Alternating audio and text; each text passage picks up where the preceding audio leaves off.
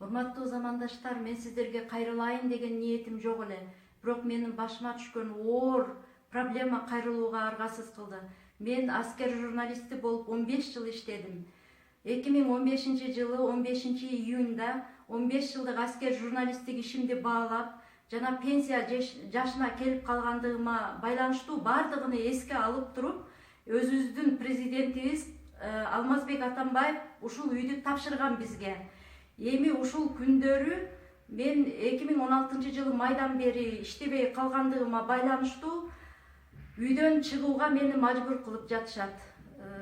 Мен бардык ушул коомдогу активдүү жарандарга кайрылат элем. Бул ушул адилеттикпи же кандай деп ойлойсуздар сиздер? Мен жалгыз боймун, багар көрөрүм жок.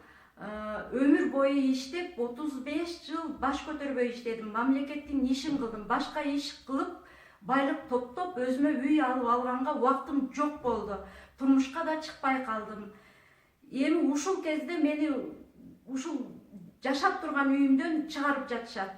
Бирок мен башка жерге барып жашаганга баш паанек, үй эмес, баш паанек кылганга менин шартым жок. Үйүм жок, жерим жок, эчтекем жок. Мына үйдү көрүп турасыңар, үйдүн ичинде даже үйдүн жасалгасы жок. Анткени менин айлыгым позволять эткен эмес ошону алганга. 50 жыл иштедим. Ушул 50 жашка чейин квартирадан квартирага көчүп жашадым.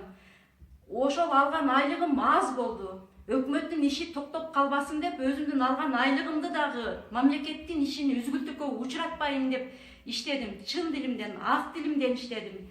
Эмне үчүн президентке шек келтирет? Мен бул оюмду мен сиздерден суранарым ушул көңүл бурсаңыздар ушуга.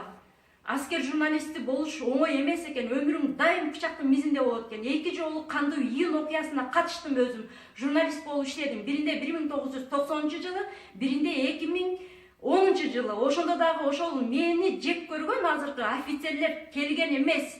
Келбей коюшкан.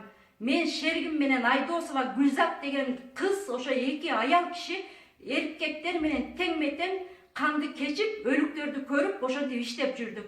Эми менин керегим жок болуп калыптыр. Пенсияга чыксам эле керегим жок бекен.